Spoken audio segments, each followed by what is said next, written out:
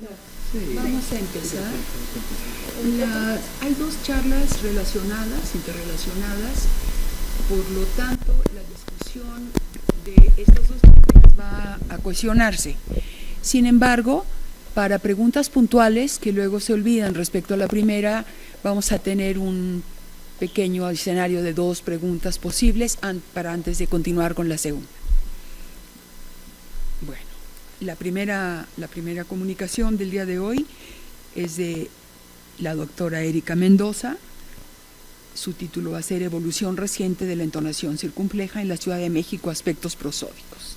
Y tengo un volumen curricular que dice, eso es para alivianar el escenario. Sus áreas de investigación son la sociofonética, la variación lingüística, prosodia y entonación del español de México.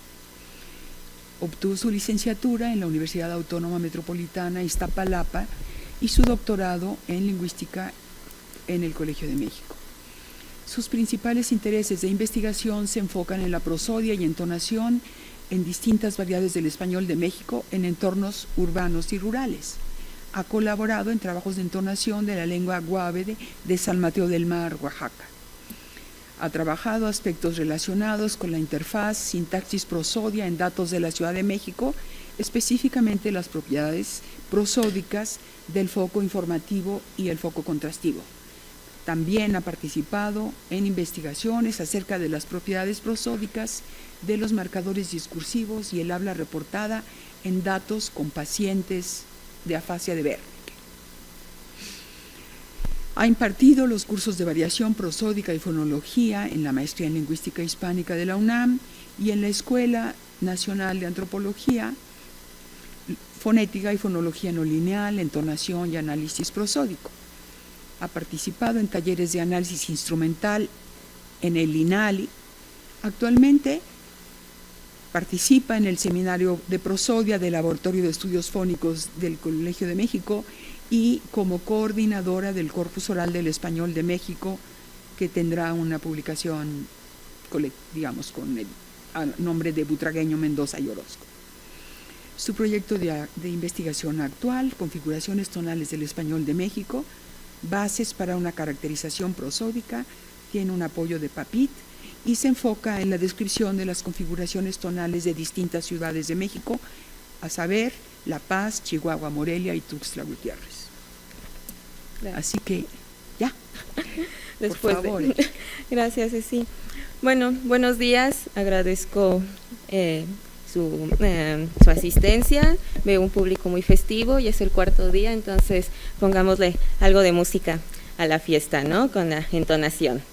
Bueno, entonación circunfleja. Voy a dar algunos antecedentes muy breves para pasar al tema de lleno y sobre todo los audios, que es como lo que llama la atención de estos datos. Bueno, ¿qué sucede con la entonación circunfleja?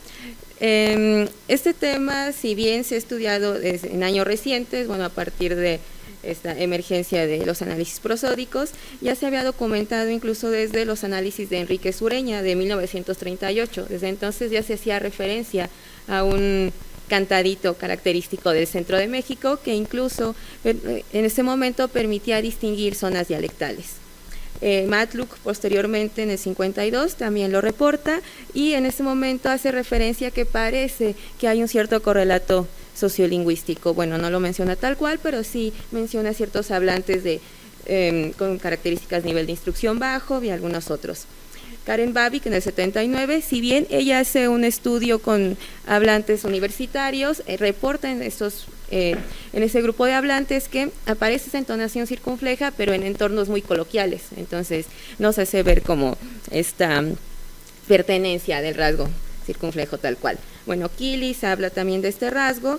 Sosa en el 99 lo describe como una peculiaridad del español cuando lo compara con otras variedades.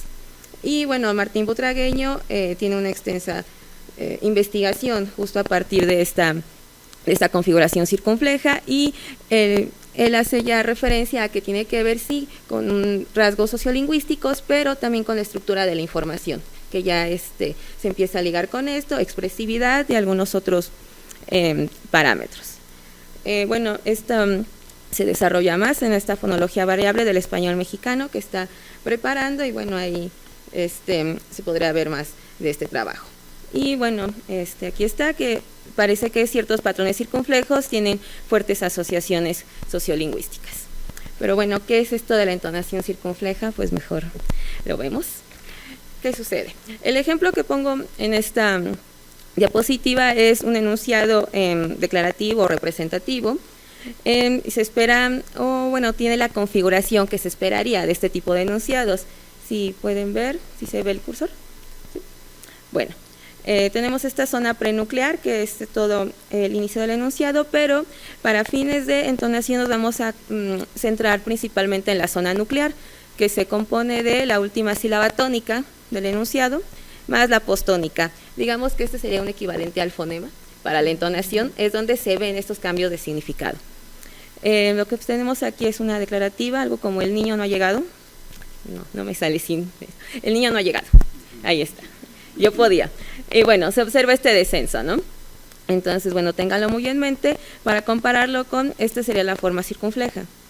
Se puede ver la diferencia. Teníamos el descenso el anterior, y este sería como el niño no ha llegado.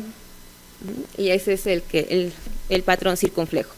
Se va a distinguir por este tono L. Bueno, esto se lee de esta manera, viene de L, o sea, un tono bajo, y va en ascenso dentro de la misma sílaba tónica. Se puede ver aquí el pico, es la culminación, y a partir de este es un descenso. Eso es lo que nosotros percibimos como el famoso cantadito. Bueno, este es solo un ejemplo, y bueno, aquí hay un ejemplo que ya reporta Pedro Martín Butragueño en alguno de sus trabajos sobre este patrón muy marcado. En este caso él lo asocia con hombres de nivel de instrucción bajo. Este es algo como lo que se lavaba. Entonces se ve de esta forma la circunflexión. Estos solo son a manera de ilustración, los demás ya no los voy a reproducir yo, sino los escucharán de audios tal cual, originales. Bueno, este es un breve panorama de la circunflexión. Con todo esto me podría llevar más de los 20 minutos, entonces mejor paso a la metodología. Para este trabajo partimos de datos de conversación grabada, de acuerdo con las propuestas de Silva Corbalán 2001, y estamos en el marco de la prosodia basada en el uso, es decir, dar peso al dato tal como es dicho en una situación de interacción, más que pruebas diseñadas ad hoc para obtener un contorno tonal, que claro, también tiene sus ventajas, ¿no?, el diseño de pruebas. El análisis se trabaja bajo el modelo métrico autosegmental, viene desde Pierre Humbert y Lat en 2008, y utilizamos el sistema de notación prosódica, SP-TOBI. Bueno, esta es una propuesta de transcripción, que es lo que teníamos ahora con los L's y los H's, que esto nos permite comparar ya con distintas variedades del español, nos permite de alguna manera sistematizar. No llegamos a un AFI todavía porque no es posible para entonaciones, intervienen otros factores, pero vamos en ese camino. En cuanto a parámetros prosódicos, para este trabajo vamos a considerar el primer acento tonal del enunciado, es decir, la primera sílaba tónica, tal cual, como en el niño, sería el ni. En el inicio, centro y final de la tónica, y la sílaba que le sigue, o sea, el centro y final de la postónica. El tonema, que les decía que es esta última unidad de acento nuclear más la juntura, o la última sílaba tónica más la postónica, considero centro de la pretónica, inicio, centro y final de esta unidad, y el centro y final de la postónica, es decir, como seguir toda esa trayectoria, ¿no?, ir trazando este movimiento. Y bueno, aquí una anotación es que nos basamos en un umbral de percepción de 1.5 semitonos. Esto se basa en que a partir de este 1.5 semitonos nosotros ya podemos percibir entre algo más plano y algo que ya empieza en ascenso o con un movimiento. Entonces, bueno, esto va a ser importante para la sistematización, porque justo este patrón circunflejo es que pasa por mucho el 1.5, llega hasta 8 o algo así. Entonces, en una escala musical, pues sí, estaría muy alto, ¿no? El corpus, y esta es la parte más emocionante y emotiva, siento que se reúnen como dos amigos y se pueden vincular más todavía. Partimos del corpus de norma culta y habla popular de la Ciudad de México, ya conocido por todos aquí en el centro, y bueno, sí fue una experiencia trabajar con estos datos. bueno, ya coordinado por el doctor Lope Blanc en 1971-76, y bueno, digitalizado ya en el Centro de Lingüística Hispánica.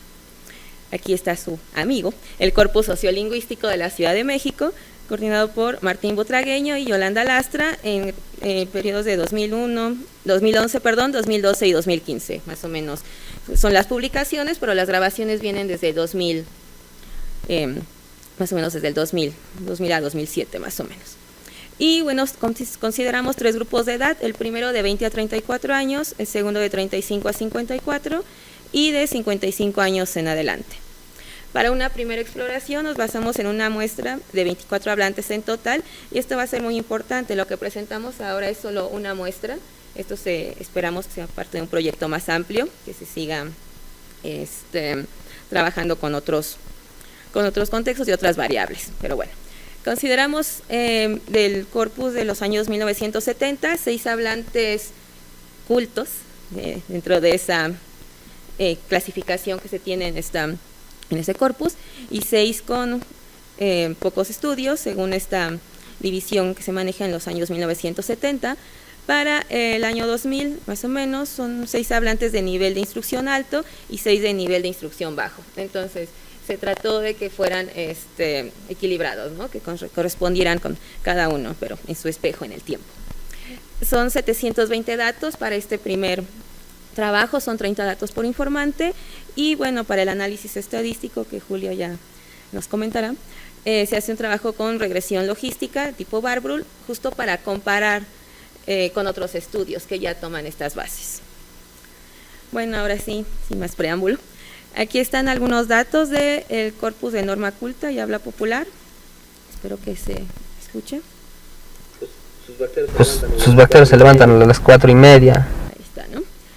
Fue producido por un hombre adulto de nivel de instrucción bajo, y bueno, aquí se observa. ¿Recuerdan L más H? Que subí aquí. Pues bueno, esta es la particularidad de este patrón, es que no solo sube sino que además no llega a la culminación en la sílaba tónica, sino que se queda a la mitad. El pico se queda en la parte media, y es lo que produce esta percepción de circunflexión en este caso. Y bueno, a partir de esto tiene un descenso y parece que un sostenimiento. Bueno, aquí me faltó como precisar un poco. Me voy a centrar más que en hablantes, bueno, sí, voy a tomar los hablantes, obviamente, pero más bien en las configuraciones características, ¿no?, que se registran en estos datos.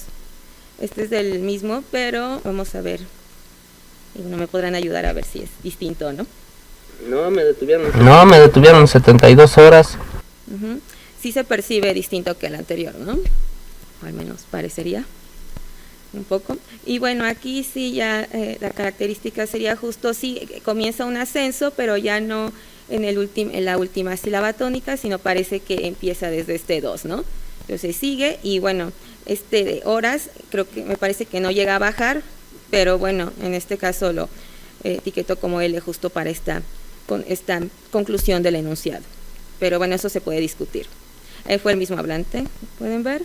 Y una configuración más de este tipo. Ay, perdón. Sí. Es que no se ve. Ahí está. Fui una vez a ver un oculista, me recetó unos lentes. Unos lentes. Ahí está, ¿no? Entonces, bueno, la diferencia con el anterior es que aquí se puede percibir un ascenso en realidad, pero no llega a ese grado que se esperaría del primero, ¿no? Las 4:30 o algo así, ¿no? Entonces, lo que quiero dar a entender con esto es, no es el mismo patrón en realidad, se percibe de esa misma manera, pero estaría como en gradación incluso, ¿no? Y esto, bueno, va a ser pertinente porque vamos a ver algún cambio que se da con este tipo de configuraciones. Lo que necesito un estaloniarle para buscar para los frijoles. ¿Sí se escuchó? ¿Sí? ¿O no? No mucho. ¿Otra vez? A ver. Lo que necesito un estaloniarle para, buscar para buscar para los frijoles. De los frijoles, ajá. Y bueno, aquí en realidad este es uno de los casos que se tendrán que discutir porque hablábamos del umbral de 1.5 semitonos. Aquí ya se percibe incluso esa subida muy pronunciada, ¿no? E incluso más que en las anteriores, que era un poquito más plana, pero bueno, al hacer la medición sube un semitono.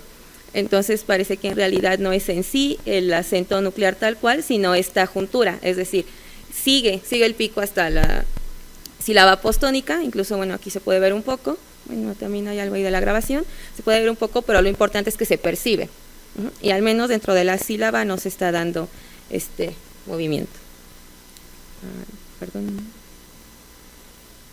Bueno, ese era el hablante de hombre adulto de nivel de instrucción bajo. Aquí hay un caso de una mujer mayor de nivel de instrucción bajo. Medio real eran 6 centavos. Eso se puede percibir, bueno, en esta emisión se puede percibir un tipo de descenso, pero en realidad vamos a ver que en esta variedad del español de la Ciudad de México no se llega a un descenso como tal vez un peninsular, ¿no? Y ahí sí hay un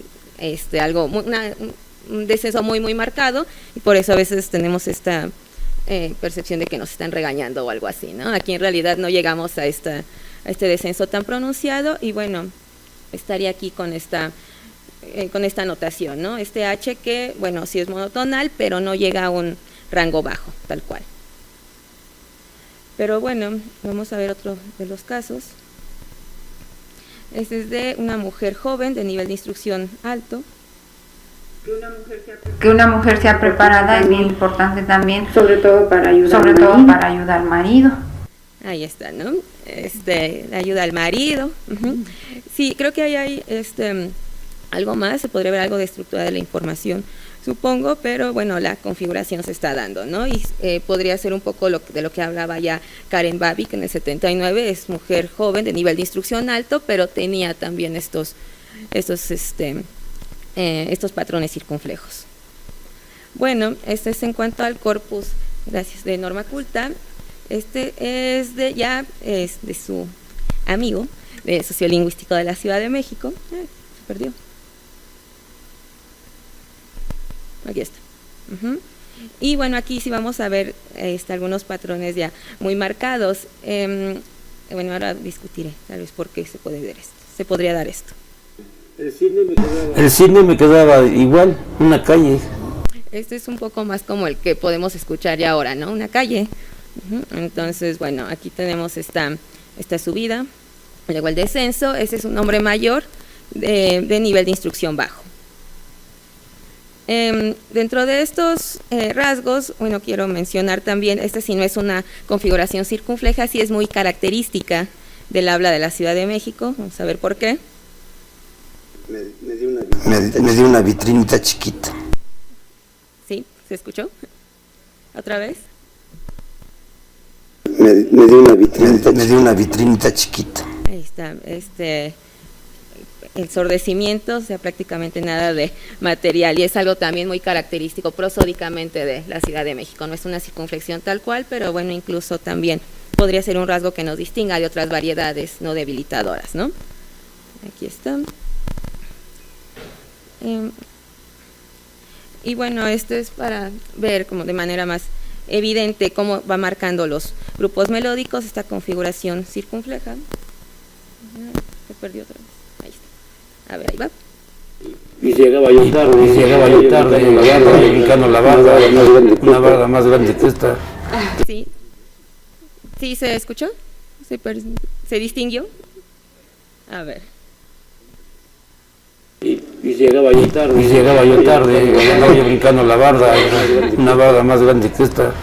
Ahí está, ¿no? Entonces llegaba yo tarde, ya está marcando aquí. El ascenso muy pronunciado. ¿Qué? Estaba yo brincando la barda. Y una barda más grande que esta. Bueno, incluso ahí ya no tengo material, pero se percibe. Ya el F0 se interrumpe por la calidad de la grabación. Y bueno, esto es otro de los puntos que quería poner también en esta mesa. El reto que implica también esta grabación. Bueno, tenemos esa configuración, pero se traslapan las risas, bueno, ruido, y es algo que también estamos considerando para las grabaciones. Bueno, por último, bueno, los anteriores eran de un hombre mayor de nivel de instrucción bajo, y este sería de la mujer mayor, o sea, como el correspondiente de este mismo nivel de instrucción en el mismo corpus. Inclusive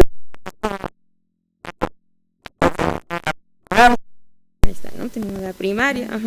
Y bueno, aquí sí es muy evidente este ascenso en este tonema. Ahora, una de las características que vamos a ver es cómo se da en los distintos niveles de instrucción y también por edades. Algo que también registramos de manera recurrente es que parece que los adultos tienden a neutralizar mucho.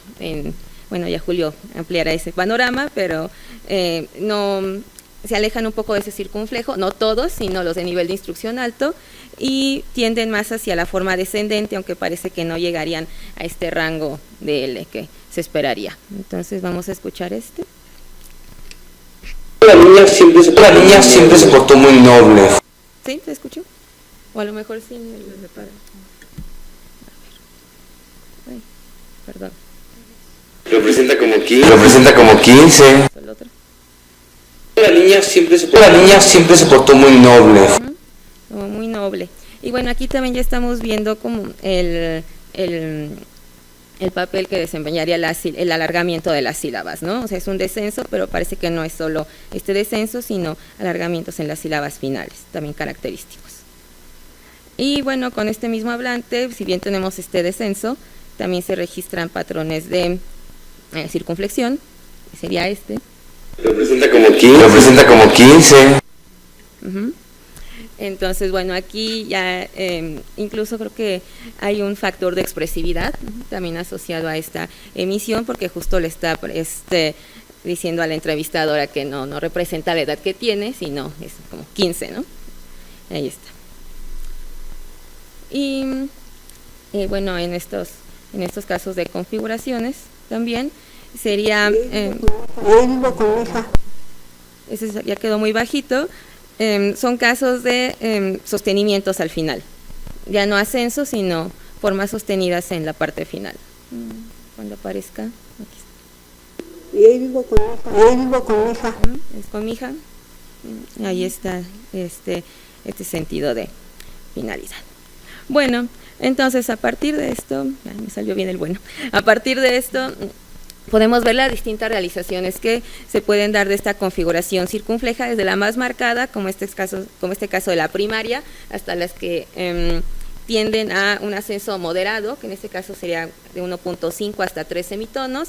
Estos que son muy marcados llegan hasta 6 o 7, sería una de las características, y bueno, además la juntura es también un correlato importante. A partir de esto, bueno, vemos distintas realizaciones. Llama la atención algunos casos, como los primeros que veíamos de este tipo, el de lentes, que parece que sube, pero en realidad llega a un umbral de un semitono, que al menos en este sistema de notación no se percibiría como ya un cambio para el 1.5, ¿no? Pero sería como un intento de estaría como entre la circunflexión, pero también quiero bajar. Quiero lograr ese final descendente, ¿no? Estaría por ese lado. Bueno, a partir de esto, una línea de investigación a futuro es, bueno, les comentaba que los adultos tienden a nivelar o a neutralizar estos patrones. Esto se puede ver en los distintos periodos de 1970, el 2000, y vamos a ver en estos datos que son ya del COEM, del Corpus Oral del Español de México. También cómo se están dando, es el mismo nivel, un hombre adulto de nivel de instrucción alto, pero vamos a ver cómo se da esta neutralización o este ascenso moderado. Espero que se vea. A esta generación nos tocó ver todos los cambios. O sea, todos los cambios. Sí sube un poco, pero no llega a ese tan marcado, pero no hace el descenso que se esperaría para esto. Bueno, a partir de esto, esa es la primera parte. Esto lo ponemos como una línea de investigación a futuro para ver a partir de estos dos corpus, ¿no? El 1970, 2000, y cómo estaría dándose este patrón en estos datos más actuales. Estos del COEM son más o menos del 2010, 2015. Entonces, bueno, serían como los distintos tiempos y seguir ampliando esta investigación. Bueno, la presentación de Julio va a estar muy ligado con esto, porque aquí yo presenté los correlatos prosódicos, las configuraciones, y bueno, él nos va a hablar de los correlatos sociales. Entonces, aquí, bueno, terminaría esta parte, y no sé si quieran decir alguna pregunta. Sí, preguntas sobre este aspecto, estos datos.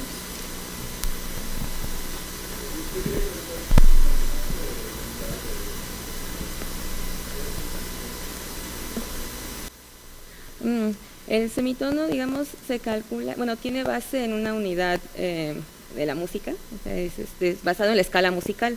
Entonces, bueno, esto se retoma desde Navarro Tomás, ya hablaba de, bueno, que si hubo una octava, en ciertos tipos enunciativos, ¿no? Considerar el umbral de 1.5 es a partir de experimentos de percepción. Tanto, bueno, se hizo trabajos de lenguas tonales y de lenguas no tonales para ver en qué momento ya se podía discriminar entre algo más estable o plano y ya un ascenso. Entonces sí se hizo como algún trabajo de este tipo, sería como por ahí. Más o menos 12 semitonos, ¿es una octava? Sí. 12 semitonos ya sería una octava, entonces sí ya es un cambio dentro de toda la escala. En entonación al menos tener 12 semitonos sí es muy muy marcado, pero hay variedades de entonación rural que llegan a los 8 o 10 incluso, pero estos ya son sí con mucha expresividad o algo, ¿no? Algo como de este tipo, no como un rasgo tal cual. Sería por ahí. ¿Alguna otra comentario sobre esta parte?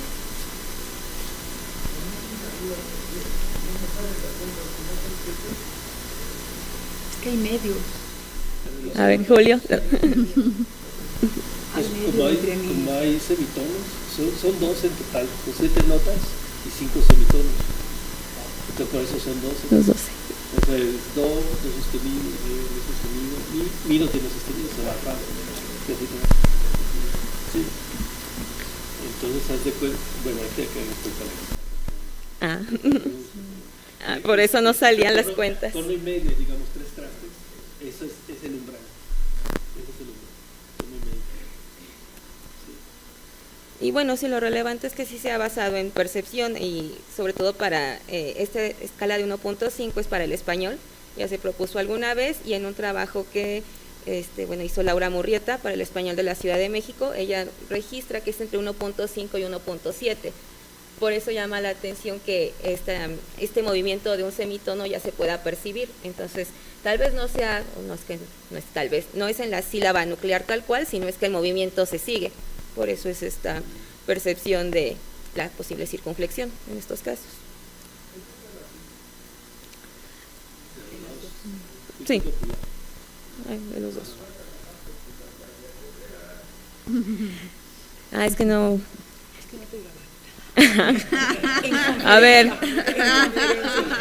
No. Tenemos la que se acerca un poco. Mira. Sí, pero creo que ya habías llegado. ¿En esta? Esta. A ver, esta sí es. ¿Sí se acerca un poco? Y llegaba yo tarde, andaba yo brincando la barda, una barda más grande que esta. Ahí está, es la que se acercaría a esto.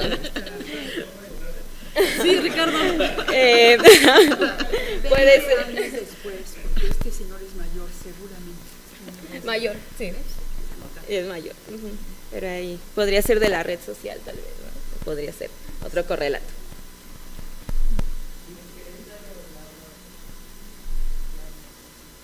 Exacto. Sí. Bueno, sí, es muy característico. Ahora sí nos toca continuar con la segunda presentación para tener luego tiempo de la global, ¿no? De la que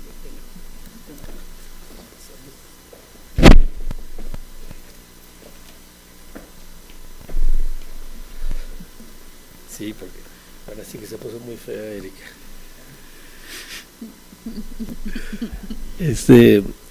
Bueno, pues denle un aplauso a Erika, por favor. Vean esas ojeras. No, pues para mí es un gusto estar aquí en los 50 años del centro. Les tengo, ya saben, mucho cariño, mucho respeto a mis colegas aquí. Han sido mis colegas, pero han sido mis maestros todo el tiempo. Y pues es un honor, la verdad, estar aquí en la Universidad Nacional.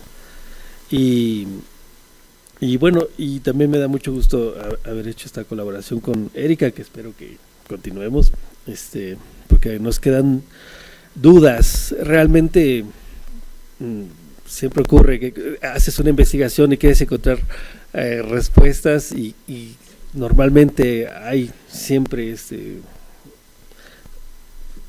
ciertas lagunas ahí, que dan dudas que nos entusiasman a seguir adelante. Entonces, ¿de qué se trata esta parte? Bueno, de ver qué ocurrió entre los años 70 y el año 2000 respecto a estos patrones de entonación. No solamente vimos el tonema, ¿sí?, la parte principal, digamos, del enunciado, sino que también vimos el tono inicial, porque parece que también hay algunas configuraciones de interés, y también voy a comentar un poco sobre el tono inicial, que no daba tiempo de comentarlo a detalle en la parte, digamos, fonológica, descriptiva. Y bueno, los antecedentes del trabajo pues son en parte pues lo que yo he estado haciendo en tiempo real. Es algo que ya les he presentado en algún momento, como hay varios fenómenos variables que se encuentran en retracción, algunos que sugieren un acercamiento de los grupos sociolingüísticos en el tiempo real. O sea que es la Ciudad de México una ciudad nivelada dialectalmente.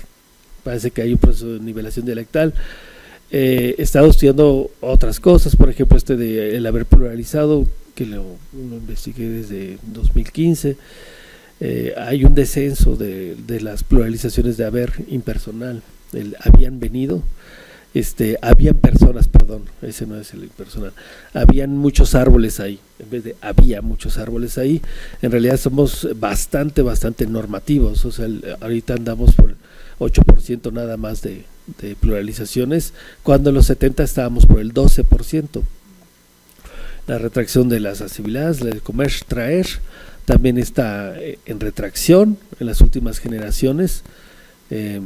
Bueno, se puede ver cómo hay un pico en la generación que nació alrededor de 1925, que fueron entrevistados en los años 60, eran adultos, y la generación que nació alrededor de 1970, ¿sí?, entrevistados en el año 2000, ya tienen 9.7 nada más de asimiladas frente al 37 que había antes. Entonces, si hay un descenso del patrón, se sigue escuchando, es un rasgo del habla de la Ciudad de México, pero ya no en los mismos niveles. Igual la retracción de la elisión vocálica, o sea, el chiquits, bonits, como pudieron ver, todavía se da mucho, pero el patrón también es de descenso en la última generación, ¿sí? Entonces, lo que nos preguntábamos, gracias Erika y yo, si también en el nivel suprasegmental, en la prosodia del español local, podía verse en patrones de cambio. Entonces, ¿qué voy a comentar? El análisis cuantitativo que se hizo con el tono inicial. En el tono inicial hay dos variables: el primer acento tonal desplazado a la sílaba postónica, ¿sí?, que es el patrón más esperado, y el otro es que el primer acento tonal esté en la sílaba tónica, que no esté desplazado. ¿Nos podrías dar ejemplos? Bueno, así para no regresar a Luna, supongamos, sería la diferencia entre una declarativa de foco amplio, por ejemplo, como el famoso de Ana toma limonada, nada más Ana toma limonada, fijándonos en Ana, Ana toma limonada. Y cuando es contrastivo, Ana toma limonada. O sea, subiría este alineamiento en la sílaba tónica del que habla Julio, sería similar al que tendríamos en esa posición de contraste. Lo relevante es que justo lo que se espera de los tipos enunciativos que estamos analizando es que el pico tonal se desplaza a la postónica, porque bueno, son representativos de foco amplio, pero vamos a ver que en datos de México, no solo de la Ciudad de México, sino en distintas variedades, se ha registrado un alineamiento en la sílaba tónica. Eso sí sería muy característico de datos mexicanos, bueno, no solo de datos mexicanos, sino incluso de datos en español en contacto. Sería esto. Lo relevante sería que para este alineamiento en la sílaba tónica es que no es un foco, pero el alineamiento se daría como si fuera un foco. Ahí sería la diferencia. Muchas gracias, Erika. Y bueno, respecto al tonema, como los mostró la doctora Erika, tenemos un tonema descendente, que sería un estándar, lo esperado en general. Una entonación circunfleja, que hemos visto que es caracterizadora del habla de la Ciudad de México en general, y una circunflexión prominente, la que vimos en la última versión, que es el estereotipo sociolingüístico, ¿sí? de chilango, de barrio más que nada, ¿no? Y finalmente un patrón no descendente, que comentaba la doctora Erika, de que no terminan de ser totalmente descendentes, puede quedar en tono medio, en juntura media, ¿sí? Que podrían estar indicando, ¿no? Cierto acercamiento al patrón normativo sin lograrlo al 100%. Entonces, en los análisis de regresión, lo que surge, miren, del lado izquierdo tenemos los datos del primer acento tonal desplazado a la postónica, que es el normal, el esperado, ¿sí? En este caso, lo que tenemos es que el grupo adulto lo está favoreciendo nada más, ¿sí? No sé si se alcance a ver que, bueno, a la izquierda lo que van a tener es mayores, las personas de mayor edad, adultos en medio y jóvenes. Eso es lo que tenemos. Está el valor que salió en Goldbach, ¿sí? En la regresión escalonada. Y lo que tenemos es un patrón global. Aquí juntamos los datos de tanto 70 como 2000. Están los 720 datos ahí. Entonces, para ver si había algún tipo de patrón comunitario. Digamos, es pensar que es la misma comunidad, a pesar de que el tiempo está en medio, ¿no? Entonces, si hace uno ese análisis, lo que resulta es que solo los adultos patrocinan ese acento tonal desplazado a la postónica, que es el más normativo, ¿sí? En ese mismo análisis global, si vemos el primer acento tonal en la sílaba tónica, justo son los adultos los que no lo patrocinan, son los mayores y los jóvenes, ¿sí? Y de hecho está asociado con los estudios bajos, eso es lo que salió, ¿sí? Que es lo que comentaba la doctora Erika, precisamente se confirma, ¿sí? Ahora vamos a ver la siguiente, ¿no? El tono inicial, aquí ya estamos enfrentando la muestra de 1970 versus la de 2000. Ahora, respecto al año 1970, el tono inicial alineado a la postónica, ¿sí? Es favorecido por los adultos, como estaba en la perspectiva global, ¿sí? Jóvenes y mayores no lo favorecen. Entonces, este patrón de que los adultos favorecen siempre las más normativas se puede deber a cuestiones de mercado lingüístico. Bueno, es algo que es común encontrar. Los adultos están en su vida productiva, ¿sí? Entonces es importante que guarden la norma, ¿sí?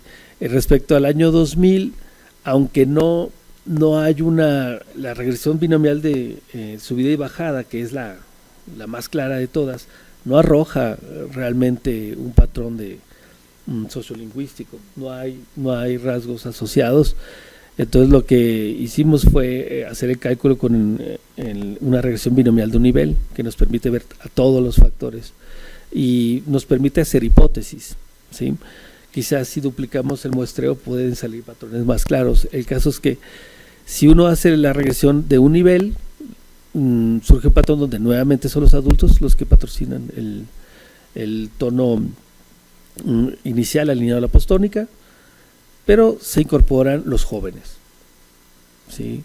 Entonces podría sugerir un patrón de cambio en curso, pero hay que corroborarlo con más datos.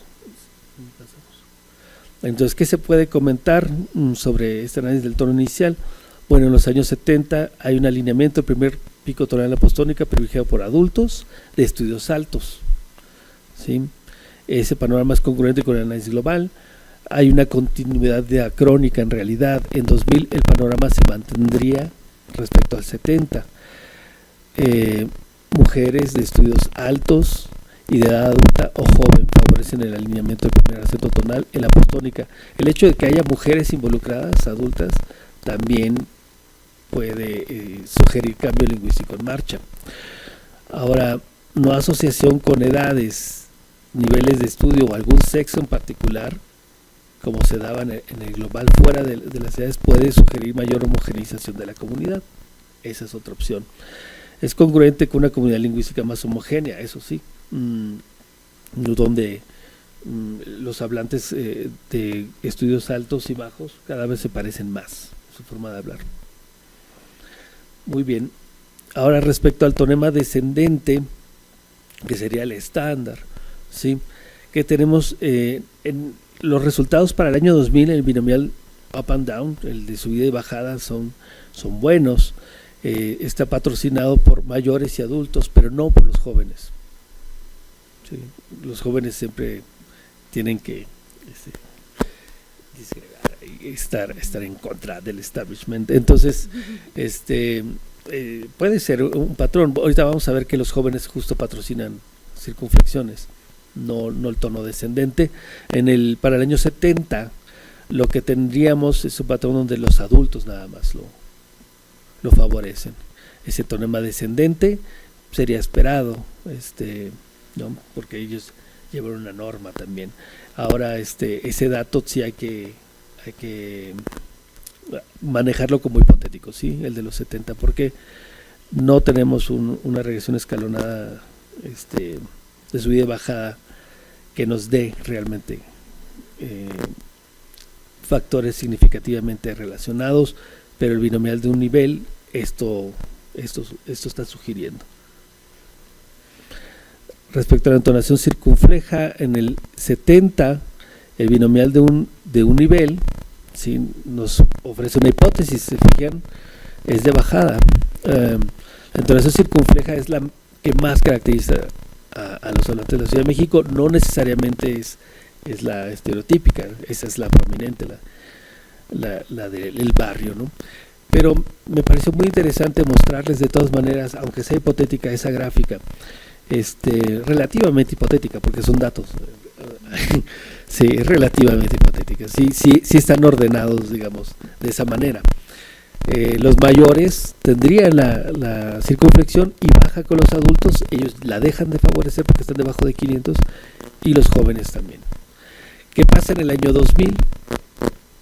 Bueno, los mayores no la favorecen ni los adultos, pero los jóvenes sí. Entonces, yo digo, es un patrón como en oleaje, como si esta entonación circunfleja pasa las generaciones y cobra fuerza, se aleja y vuelve a emerger, ¿no? Me parece muy muy interesante este patrón. Y bueno, vamos a ver qué pasa con la entonación circunfleja prominente. Esta es la del barrio, ¿no? En el 70 normalmente es binomial de un nivel, pero vean cómo es igualito que en los años 2000. Son los mayores y los jóvenes los que la patrocinan, los adultos no, se alejan de ese patrón. Desde los 70 era así, porque en 2000 se confirma, ¿sí? En 2000 con mejores pruebas, ¿no? Con binomial up and down, que son los adultos los que se alejan del patrón circunflejo prominente, pero los mayores y los jóvenes, ¿sí?, lo patrocinan. Y bueno, se dan otras variables en otras sociedades también, ¿no? Uno de joven es transgresor y bueno, va contra las reglas, lo normativo. Cuando llega a su vida adulta tiene que, en sociedades industrializadas como estas, tiene que trabajar, entonces se apegan más al estándar. Cuando deja ya su vida laboral o la parte más crucial de la vida laboral y empiezan a envejecer, dicen, bueno, regreso a mis patrones normales, ya no tengo que parecer algo que no soy, o no sé, puede interpretarse de muchas maneras, pero sería mercado lingüístico. O sea, estas ideas de que las interacciones comunicativas no son gratuitas, es algo sobre lo que Pedro Martín ha insistido mucho en los últimos años, ¿no? No existen interacciones gratuitas, siempre ganamos algo con la interacción, y hay relaciones de costo y beneficio. Entonces, como tal, es importante, pues, en nuestra vida adulta estar más apegados a un estándar comunitario. Bien, entonces la entonación no descendente, estos son buenos los dos recorridos.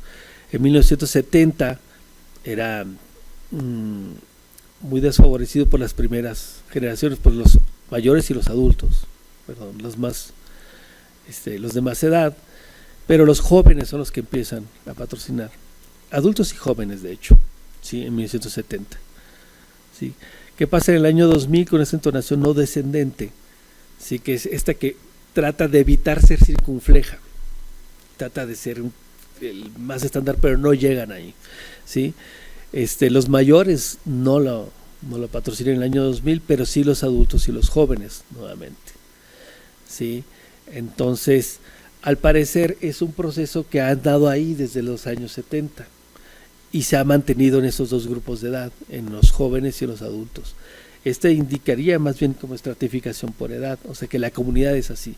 Los mayores no les interesa ese patrón, harán otros, sí, pero los jóvenes y adultos tienden a tratar de hacerlo, ¿sí?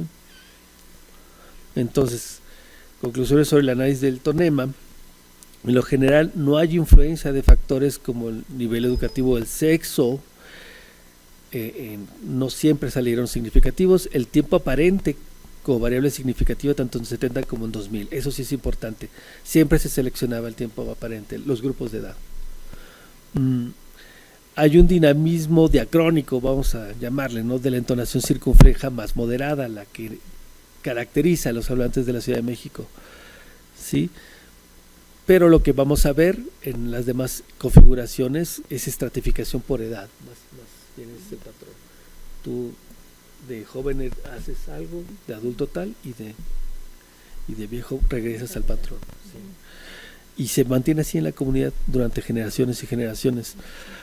Los grupos etarios se encuentran en distribución complementaria respecto a la circunflexión prominente y el descenso, ¿sí? Que es lo que estábamos comentando. Los adultos prefieren estar cerca de la norma, el tonema descendente, y evitar la circunflexión más prominente.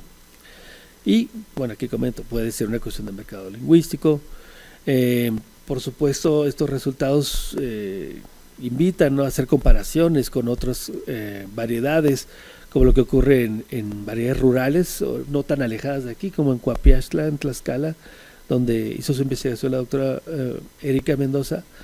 Ahí se registra un patrón circunflejo prominente como marca identitaria justamente de la comunidad, y en otras variedades dialectales como la de Tuxtla Gutiérrez, Chiapas. No sé si quisieras comentar un poco más sobre esto. Bueno, rápidamente, bueno, tú decías que parece que en la vida adulta que tienden a, vamos a adaptarnos a la norma y todo esto, lo que se ve más bien en estos datos de comunidad rural, en la de Tlaxcala, es que más bien los adultos son los que están marcando más esta circunflexión como marca de pertenencia a la comunidad, es decir, me estoy desapegando de lo que se esperaría como la norma o lo que del centro, ¿no? O sea, que terminan haciendo el circunflejo de la Ciudad de México, ¿no? Todavía más marcado aún, pero puede ser hablantes, nivel de instrucción alto, hombres, que estén marcando estos rasgos muy, muy prominentes. Y en variedades como esta de Tuxtla, parece que hay algo similar, con datos de adultos hombres. Ellos están muy cercanos a las formas vernáculas, que bueno, ahí son otros tipos de alineamiento, pero son justo los adultos los que estarían favoreciendo estos patrones. Entonces no en los descensos o lo que se esperaría, como un apego, una norma o algo así, sino al contrario, es deslindarme de esto, como marcar mi propia identidad. Pues una cuestión de identidad, ¿no? Muy bien, pues realmente esto es lo que queríamos presentar y y si hay comentarios y todo, pues bienvenidos. Muchas gracias.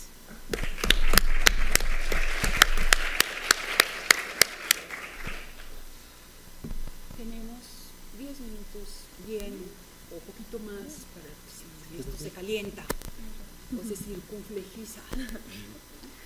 Dana. Bueno, pues como saben vengo de otro campo y entonces hay cosas que me provocan en lo que están diciendo. Entonces, para empezar, cuando hablan de que el adulto se apega a la norma es el adulto. Entonces siento que están usando el mismo concepto para definir lo que van a analizar y eso me causa un poco de problema. Eso primero. Sí.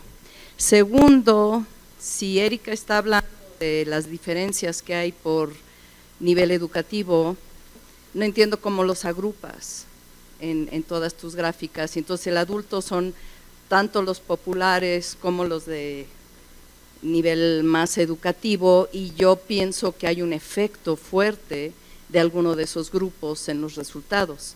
Entonces tendría que hacer un análisis donde se separa esos grupos en esas gráficas donde nada más están juntos todos los adultos.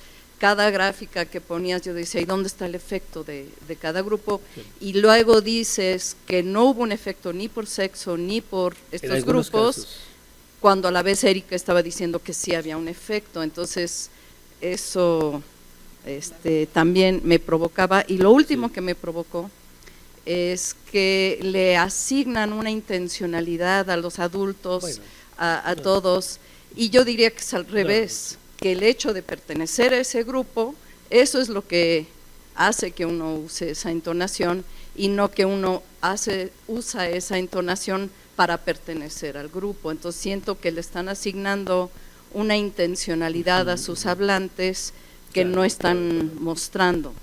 Y digo, nomás en el campo del que yo vengo, no nos permitiríamos esa agentividad de la intencionalidad, sino que la tendríamos al revés. Claro, no, sí, o sea, son inconscientes, digamos, en todo caso. Ahora, ¿por qué hablo de, comentas, bueno, los adultos son la norma, sí, suelen ser la norma, pero lo que llama la atención es que cambian su patrón. O sea, si tú ves las gráficas de, por ejemplo, los adultos, por ejemplo, en el año 1970, respecto a esta circunflexión prominente, ¿no?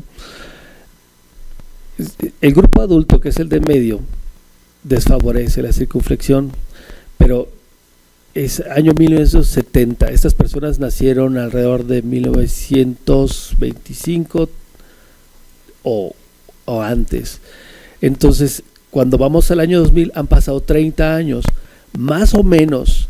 Estos adultos corresponden con los mayores del año 2000 por la edad, ¿sí? Quedarían en este grupo y el patrón de los mayores debería ser, si fuera la misma generación, deberían haberse quedado con su patrón desfavorecedor de la circunflexión, pero están subiendo. O sea, es igual, la misma gráfica, nada más que varía el porcentaje o el grado, la misma gráfica.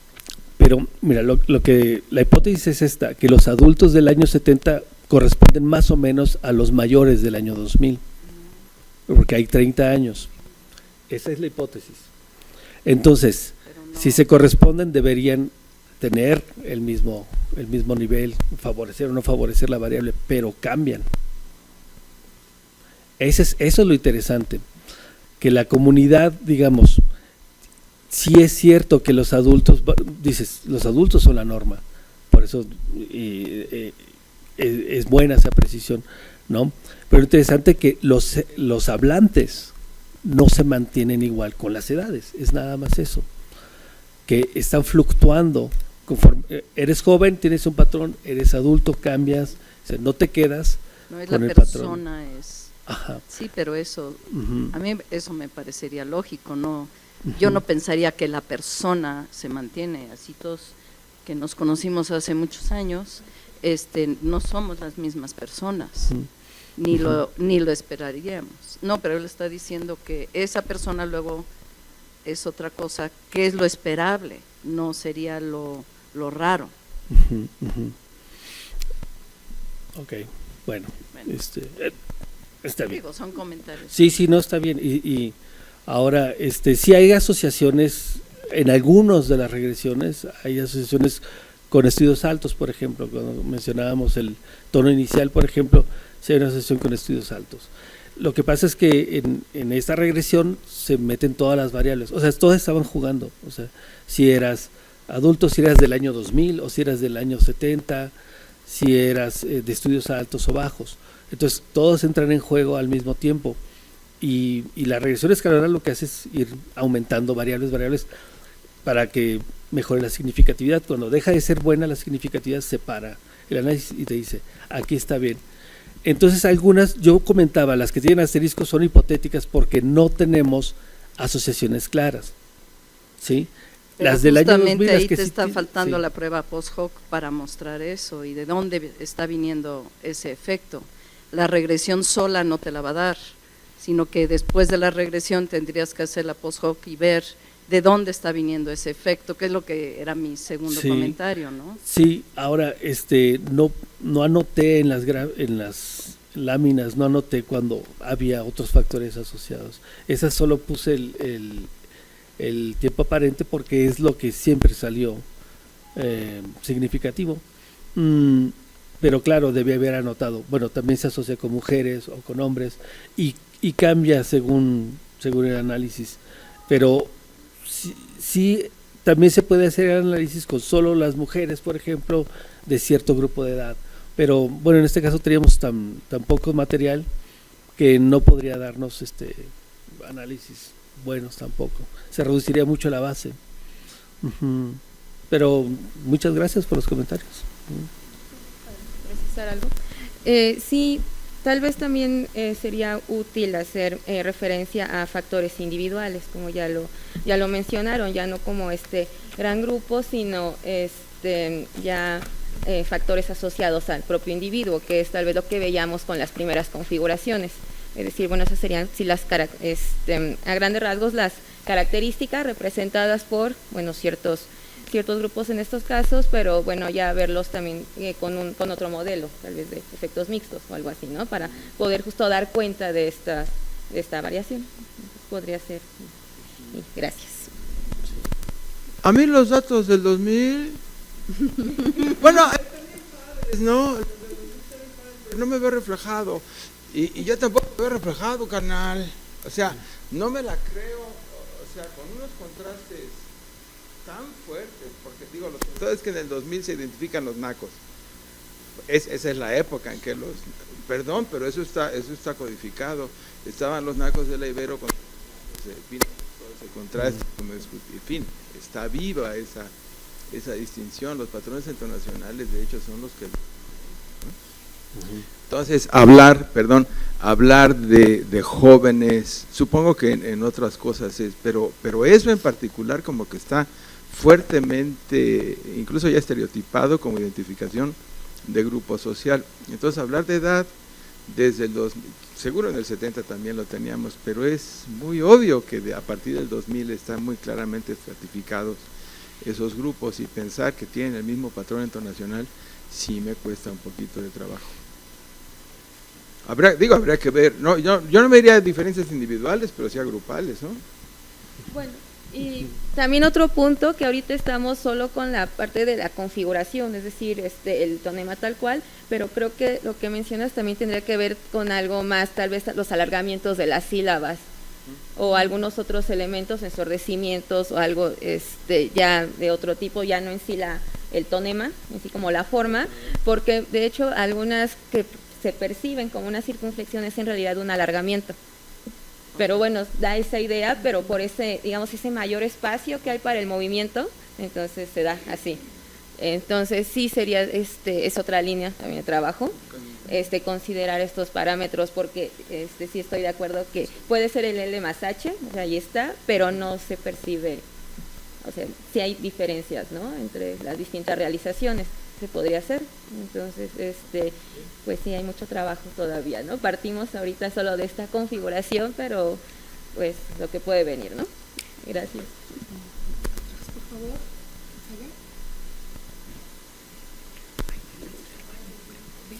¿Sí se alcanza?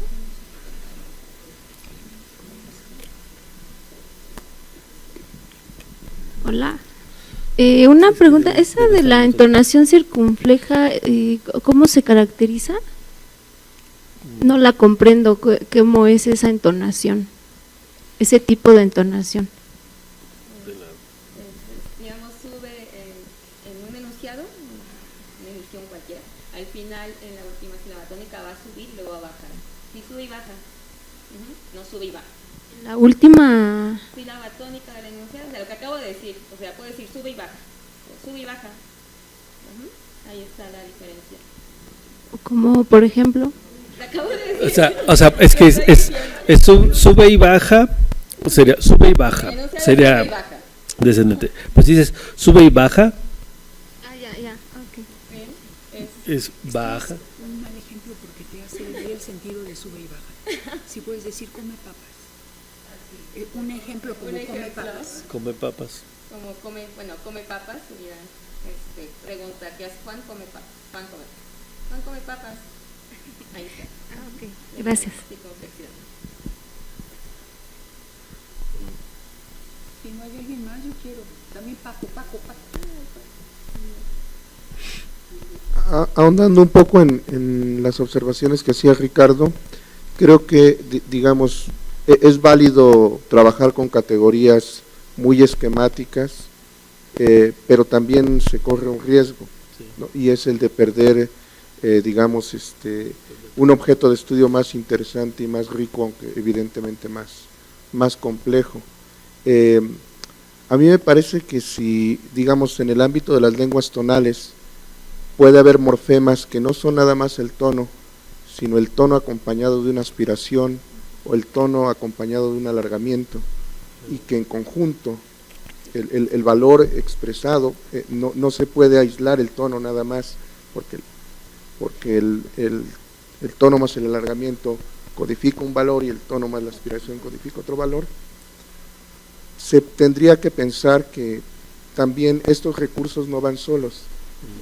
Cuando Ricardo estaba haciendo, digamos, estas imitaciones, hay cuestiones como un alargamiento excesivo de la sílaba tónica en ciertos casos, por ejemplo, ¿no? O sea, el tono circunflejo más el alargamiento no tiene el mismo significado que el tono circunflejo solo. La posteriorización de las vocales también, es decir, no es la presencia o ausencia de un factor, sino una combinación más bien rica y compleja de una serie de factores que creo que todavía están por ser determinados. Entonces, creo que como entrada al problema está bien detectar un factor y ver, digamos, cuál es el rango de variación que hay, pero evidentemente creo que queda muchísimo trabajo por hacer. Sí, muchas gracias, Paco. Pues justo es el plantear el proyecto tal cual, digamos, el encuentro de estos dos corpus, ¿no? Primero partir de, bueno, este trabajo que ya había con estas grabaciones y bueno, después con estos más actuales, pero sí las posibilidades de análisis y todo lo que implica es amplio, o sea, fraseo, todo lo demás, pues estos ensordecimientos muy marcados, pues ahí estaría. Gracias. ¿Puedo ahondar un poquitito más? Es que estoy totalmente de acuerdo con Paco, pero entonces para llevarlo paso por paso, la primera pregunta sería si podrían hacer una división por grupos, si no se les hace demasiado pequeña la muestra, nada más para ver si en ese factor ya tienes algún indicio de contraste, y después entonces ya meter factores como el alargamiento, etcétera, ¿no? Pero ver si a lo mejor ya nada más es que yo tengo es pura sensación de que el circunflejo debería de ser súper informativo para contraste de clases de grupos sociales, entonces por lo menos correr esa variable a ver si aislada te da, y si no le sumas la otra, ¿no? Y hacerlo. ¿Cuántos es que eran? Sí. Son 24 en total, 12 del 1970, 6 de norma culta y 6 de habla popular. Son pocos, ¿verdad? Sí, es un primer acercamiento. Sí, ok. Se plantea es eso, como, que necesitas esa crítica para se plantea como un primer acercamiento tal cual, con miras a ampliarse. Sí, Eso sí, esa es como una primera aproximación, tal cual. Sí. Y bueno, todos los comentarios se agradecen. Sí. De hecho, yo creo que el siguiente paso es, si es posible, duplicar el muestreo, por lo menos, y hacer un análisis combinando muchos más factores, como comenta. Porque sí, seguramente es una cuestión más compleja, pues, y por eso es que sí salen resultados como que pues, todos hacen circunflexión, ¿no? Y que no hay una asociación con un grupo particular, cuando nuestra intuición como hablantes nos dice que no es así. Y las instituciones de los hablantes, bueno, sí, yo algo confío en eso, ¿no? O sea, realmente no nos equivocamos cuando tenemos intuiciones sociolingüísticas, y entonces seguramente es algo así, o sea que la entonación por sí sola no nos permite entender el patrón, ¿sí? Sino que también tenemos que ver alargamiento, por ejemplo, duración, procesos de ensordecimiento, ¿no? Sí, hay que ver. Hay que ver eso. Muchas gracias. Bueno, aunque no lo crean, todavía hay tiempo para que yo diga algo. Empezamos después de las... Mi reloj me está diciendo. Entiendo que es un trabajo preliminar, de alguna manera. Resiento los datos. El número de... O sea, resiento muchos problemas para creer un trabajo de esta naturaleza. Tengo muchos problemas para creerle a un trabajo de esta naturaleza. Alguno de los problemas es cuantitativo, cuántos son los hablantes, cuántos son los datos. Creo recordar 700, si divido 700 entre 24, tengo alrededor de 30 por persona. ¿Cómo escogieron esos 30? Hicieron un texto corrido y esos 30, los 30 sucesivos, o hicieron selecciones de datos ad hoc. O sea, no tengo claro cómo fueron esos 30, porque si escogieron los 30 de manera intencional, entonces lo que tienen es no sé qué, y si los hicieron corridos, entonces lo que hacen al proyectar la enorme diversidad que oímos al principio, que veíamos que sí, que no, que quién sabe, que tantito, que poco, que más para acá, que para allá, y eso parece que es hablar como Ricardo, así, cuando está en mood seductor de audiencia. Lo que pasa, los resultados son igualaciones de lo diferente, cuando se conjunta lo diferente y salen patrones que no corresponden a nada. Eso lo hemos visto muchísimo en adquisición. Hemos tenido que desagregar y tratar los datos de manera individual para poder creer lo que estamos haciendo. O sea que a nivel metodológico me quedo perpleja. A nivel social creo que hay una concepción muy primitiva, cuadrada, estratificada de cómo son los cambios. Si fueran estudios longitudinales de individuos concretos en los 70 y luego el mismo individuo en los 200, estaría absolutamente siguiendo el argumento. Pero si son individuos diferentes en una comunidad con una alta movilidad social y donde el ascenso y el descenso de las clases medias y junto con el contacto en una red densa en tiempo de trabajo frente a los contactos grupales y de tribus en la juventud y el regreso al espacio familiar en la senectud jubilatoria. Aparte de eso, que sí entiendo que es el argumento central de sus desplazamientos jóvenes, adultos, y que es lo que se habla de las sociedades industrializadas, donde la gente verdaderamente se recluye en la jubilación. Aparte de eso, yo digo, no veo la movilidad social de esta ciudad. De hecho, la vi indexada en la tesis de Julio. Hay una invitación en la tesis de Julio, en los resultados de la nivelación, a leerlo, no como ahora ya todos están más, ya ganó una norma, sino ha habido un cambio social, un ascenso de grupal a las zonas medias, de manera que las zonas medias se parecen más ahora a otras porque la gente cambió de adscripción. Entonces, si me ponen simplemente células solares o sociales en este caso, no me están diciendo lo que está pasando. Digo, llega a la interpretación.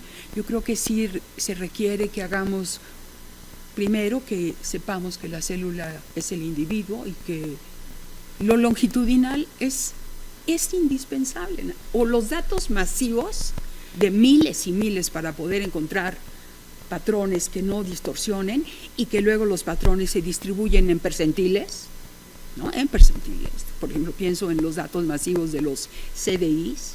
No desaparece la diversidad, aparecen las normas. Entonces, me quedo un poco a la espera del capítulo 2 o del capítulo 5. Bueno, solo rápidamente de la metodología, pues bueno, se siguió esto de quitar algunos minutos del principio, más o menos 5 y 10 dependiendo, y eso se basó más bien en las transcripciones, no tanto como en escuchar cuál era el más circunflejo para analizarlo, sino a partir de las transcripciones ir seleccionando estos representativos, declarativos, más o menos recuperando un poco por contexto que no hubiera focalización, en algunos, bueno, se pudo haber, sobre los textos tal cual, y a partir de eso, bueno, hubo ayuda de Gabino y Uriel para la segmentación y todo, pero esto se hizo a partir de las propias transcripciones, no escuchándolos antes o viendo como el ad hoc por ese lado. Es lo que va saliendo, y eran 30 datos por informante, que se suele manejar esa cifra como apropiada para obtener un patrón individual en muchos datos. En entonación es más difícil obtener muchos datos en poco texto que obviamente variables fónicas segmentales, ¿no? Que ahí uno sí procura tener 100 datos al menos, pero en este caso 30 pues ha resultado con un buen número en otros estudios. Claro, son 24 informantes, hay que duplicar por lo menos la muestra y ver qué está ocurriendo, pero sí se tuvo cuidado pues, en la elección y es aleatoria, o sea, hay aleatoriedad, no se seleccionaron los ejemplos más emblemáticos en ningún sentido. Sí. Y bueno, sobre todo todos estos comentarios que están saliendo pues van a servir para una tercera parte ya, segundo, tercer capítulo, ya estaremos comentando, esperemos, ayer planteaban en otros 100 años, esperemos que sea menos, estos cambios, ¿no? Gracias por los comentarios. Bueno, sí, hacer un estudio de paneles será genial, pero bueno, es complicado seguir a las mismas personas durante el tiempo y bueno, yo creo que un buen propósito para levantar un segundo corpus sociolingüístico en la ciudad, que creo que Pedro no lo quiere hacer, entonces creo que lo podríamos hacer nosotros, es hacer un estudio de panel. Sería un buen propósito hacer un estudio de panel, o sea, buscar a informantes que, o sea, empezamos a levantar esos datos en 1997, hace 20 años, entonces es posible localizar a muchas de estas personas y hacer un estudio de panel para que nos permita, en efecto, confirmar lo que aquí pues puede verse como hipótesis todavía.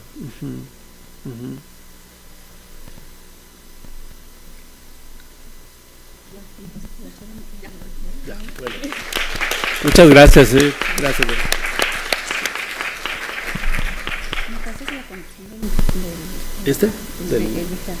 El VGA. Ahora, y no leí el currículum de Julio porque se dieron la estafeta uno al otro. ¿Quieren saber quién es? Es de casa. Sí, pero es sonorense. ¿Quieren saber su cumpleaños? Está aquí. Sí. Seguramente quiere que lo saludemos los 25 de febrero de cada año. Ahora, y eso es lo peor que puedo decir de él para nosotros, es profesor de la Universidad Autónoma Metropolitana, Iztapalapa, aunque tiene a bien haber sido miembro del Centro de Lingüística. No dice cuántos años en su semblanza. Hay que sí dice, ¿no? 2007 a 2017. Sí, 10 años. Sí.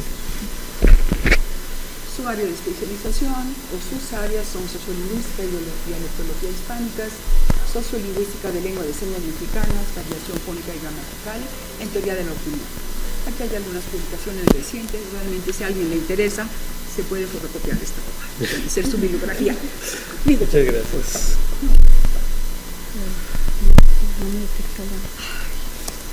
Además yo creo que me sale del alma mi falta de formalismo ritual y no me parece tan prominente por eso quizá lo olvidé, no nada más por el pan. Pero Rocío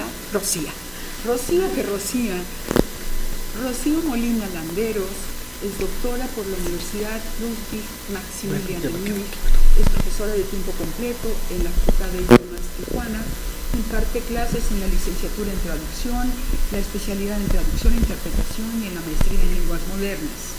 Los temas de su interés son historiografía lingüística, lexicografía del noroeste norohispano y sociolingüística del español hablado en Tijuana.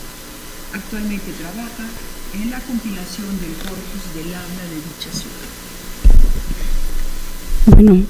Su comunicación lleva justamente el título Cambio lingüístico y contacto dialectal en el habla de Tijuana. Pues muy buenos días, muchas gracias por el espacio que me otorgaron en este coloquio. Yo traigo un poco de explicarles qué estamos haciendo en Tijuana con respecto a la variante tijuanense, sea lo que eso signifique.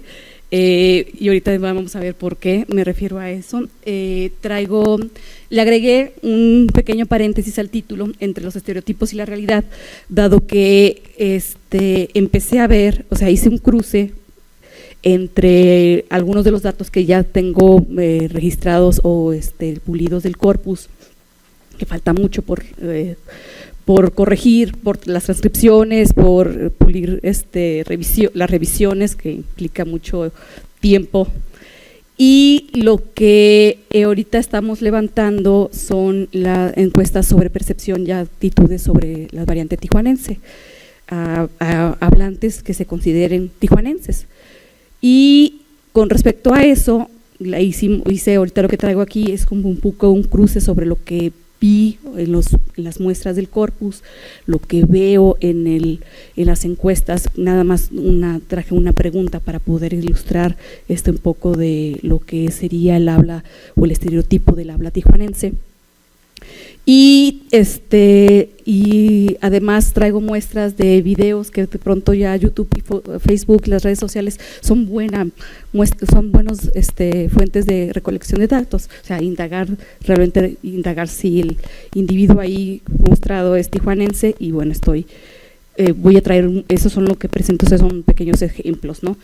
En principio, bueno, explicarles que Tijuana, como todos saben, es una ciudad fronteriza, la ciudad fronteriza más poblada de todo el norte. Es la ciudad del estado de Baja California también más poblada, en ella se concentra casi el 50% de la población del estado, rebasa a la capital. A pesar de que Mexicali tuvo una población mayor en los 90, en los 90 se disparó el índice poblacional y a partir de los 90 Tijuana se convirtió en el municipio con más población. Entonces, eso pues obviamente es reflejo de la gran olas migratorias que ha tenido Tijuana a lo largo de las décadas, ¿no? Esa es una pequeña ola que vean cómo va aumentando de los 90, que tenía aproximadamente unos 747,000 habitantes, y hoy actualmente estamos casi llegando al 1,800,000, ¿no? Es un crecimiento impresionante, a diferencia de Mexicali, que bueno, tenemos casi 600,000 habitantes más. En cuestión de espacio, no tiene un espacio geográfico muy grande, lo tiene Ensenada, pero Ensenada, bueno, colinda con Tijuana y lo que vemos es que llega hasta Baja California Sur, no abarca San Quintín, entonces es un estado geográficamente más amplio, ¿no? Entonces, a partir de la comparación de Mexicali, históricamente ha recibido mayor número de migrantes. La población nacida en Baja California, a diferencia de Mexicali, o sea, son 39, casi el 40% de la población es nativa en Tijuana, y Mexicali el 60%. Eso nos habla que hay un movimiento importante de gente. La capital del estado es el municipio con más alto porcentaje de nativos en Baja California, cabe aclarar. Entonces, si quisiera rescatar o describir la variante mexicalense, yo creo que es mucho más evidente, brinca, ¿no? Entonces, la migración a Tijuana se da, o sea, el mayor número de la población se está en el marco de los 30 y 54 años. Entonces, como llega la gente en edad productiva, es fácil que, o sea, la población crezca por cuestiones de natalidad. Entonces, aquí traigo unos pequeños diagramas que dibujé a partir de lo que arrojó los censos. El 65 al 70, la mayor ola migratoria provenía de Sonora, Sinaloa, Nayarit, Jalisco, Michoacán. Del 85 al 90 ya aparece la Ciudad de México como fuente de, o sea, los migrantes provenían de acá. Está Sonora, Sinaloa, Nayarit, Jalisco, Michoacán, se incorpora nada más el DF, y para ya el 95 al 2000 desaparece la Ciudad de México como fuente proveedora de migrantes, y sí, se sostiene Sonora, Sinaloa, Nayarit, Jalisco, y en el 2005 para el 2010 Sinaloa va a la cabeza de y no está Everardo para reclamarle, pero sube Sinaloa, Sonora disminuye, y aparece un movimiento Baja Californiano Sur que sube hacia el norte. Entonces, si vemos o sea, si vamos tomando en cuenta estos movimientos migratorios, es evidente que vamos a hablar como sonorenses, es evidente que vamos a tener huellita de sinaloenses, ¿no? Va a ser. Pero lo curioso es que, bueno, la gente de Tijuana pues no se siente como hablante de sonorense, o sea, no se identifica con el sinaloense. Entonces, retomando las procedencias de los padres, bueno, estos datos son recabados de las encuestas de percepción. Ahorita hay 50 encuestas levantadas, se pretende levantar por lo menos 100 y espero llegar al doble. Hay una repartición, o sea, son gente, o sea, los informantes es gente que nació o llegó muy pequeña a Tijuana, que ellos se autodenominan tijuanenses. El casillero de las encuestas dice, ¿eres de Tijuana? Sí, no, y hay un tercero, aunque no nací aquí, me considero tijuanense. Entonces, porque es muy notorio cuando le preguntas a la gente ¿de dónde eres? Y yo, pues no nací aquí, pero soy de aquí, ¿no? O sea, soy tijuanense, pero no nací de aquí. Y eso es muy común, es muy, muy, muy común. O sea, en mi caso, ¿no? Pero para no enviciar mi percepción, ahí están los datos, ¿no? Entonces, pero sí hay ya un alto número, vemos que hay un alto número de padres que ya son tijuanenses, ¿no? Entonces, para hablarles un poquito del corpus, el corpus de lo que he denominado corpus del habla de Tijuana, podríamos identificar una primera y segunda parte. La primera parte fueron muestras levantadas en los 90 y hasta el 2005, y ahí tengo aproximadamente unas 105 muestras, de las cuales hay que digitalizar. Son muestras recabadas con la metodología que siguió Lope. Bueno, Lourdes fue la responsable de mandar a sus alumnos a recabar datos, entonces los alumnos recabamos datos siguiendo la metodología de Lope Blanch. Entonces, a partir de la segunda etapa que levantamos a partir del 2010 al 2016 a la fecha, hay aproximadamente unas 132 muestras. Entonces podemos decir que la primera etapa de conformación en la década de los 90 sigue la idea y el modelo de Lope Blanch para recuperar la norma culte popular. Y en la segunda etapa, ya traté de apegarme a Presea de una manera para que la muestra pudiera entrar en diálogo con otras muestras, así como Erika dice que son dos amigos que se encontraron en el tiempo, pues recabar una muestra de lengua que pudiera ser equiparable y comparable con otras muestras de no solamente de México, ¿no? Entonces se aplicaron estrategias ya probadas por otros proyectos similares, recurrimos al cuestionario Presea. Si bien el corpus del habla ya contaba con grabaciones de diferentes años, a partir del 2011 sí se hizo un hincapié a los levantadores de datos que siguieran a Presea, ¿no? Aunque hubo ciertos ajustes que tuvimos que ajustar y para que finalmente perfilar la muestra a lo que se andaba buscando, que era lo que es un hablante tijuanense, ¿no?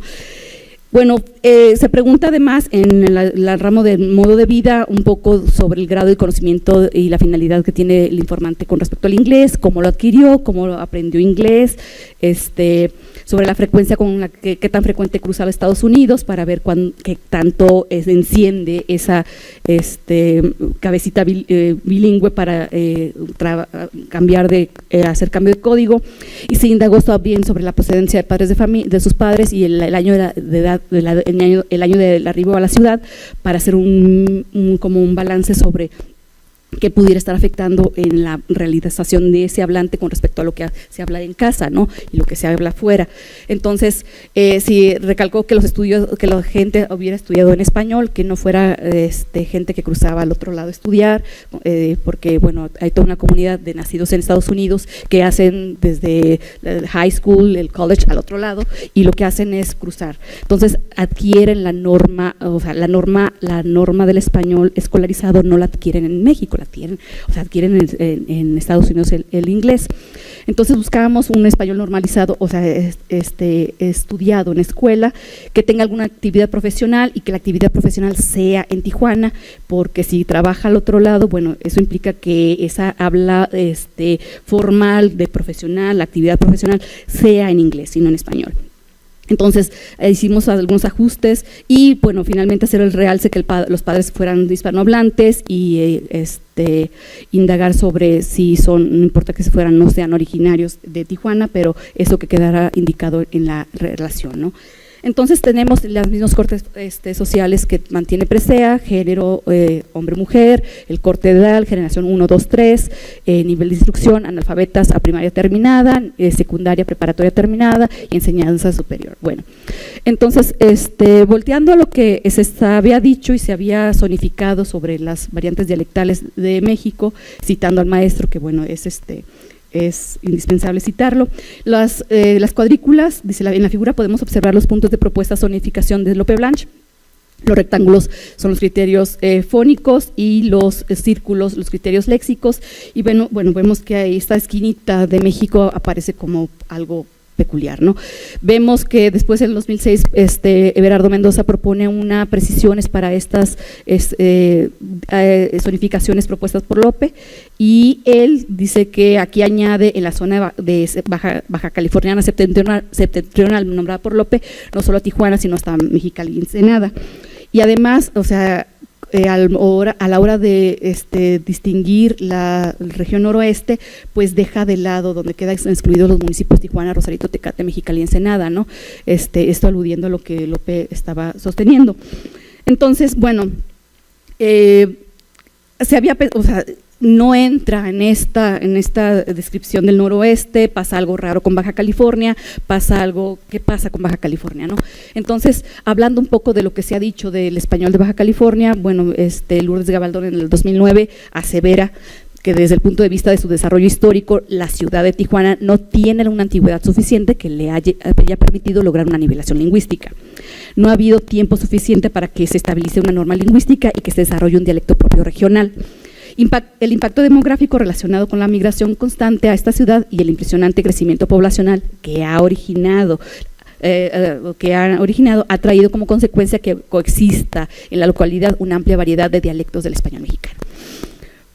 Se lo dije, ¿no? Personalmente, a mí me parece muy atrevido decir esto en el 2009, ¿no? Y cuando leí esto, pues lo inmediatamente es decir que dicen los hablantes, ¿no? Que realmente se identifican con algo local o no hay una identificación con algo local, porque esta aseveración diría, bueno, no hay una identidad que los una lingüísticamente, no hay una variedad que los enganche como somos de aquí, o sea, nosotros frente a los otros, y lo que hicimos es lanzar a mapear, ¿no? O sea, y no mapear de mapa, de trapear, sino mapear de mapa, y seguimos la metodología que Julio levantó en el 2001, les lanzamos mapas de México sin señalizaciones estatales, y lo que ahorita le llevamos identificados 50, levantamos apenas 50 mapas, y se identificaron 41 etiquetas.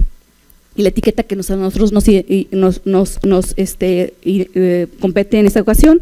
Y bueno, no sé si alcanza a ver los numeritos. Está la etiqueta número 1, o sea, la zona, y son las marcaciones que hicieron los informantes. Esta la definen como chido, el mejor español, Spanglish, americanizado y pocho. Entonces, ya que los mismos informantes arrojen para describir a esta zona como Spanglish, americanizado y pocho, pero además agreguen chido, algo está pasando, ¿no? Desde mi punto de vista, bueno, el mejor español, o sea, eso, pero que lo distingan como algo pocho, esta zona, pues es como lanzarnos a ver qué está pasando, si realmente están arrojando datos de este pochismo estereotipado de la habla fronteriza. Brincando a la encuesta, la repregunta de que cuáles palabras son las más emblemáticas y representativas del habla tijuanense, la que salió a la cabeza con 32 incidencias. Esta es una entrevista que tiene ahorita 50 entrevistas levantadas. Curada es la que se aparece 32 ocasiones, y está curada 2, que curada, curado y cura. Claro, eso es a lo que me refiero. ¿Perdón?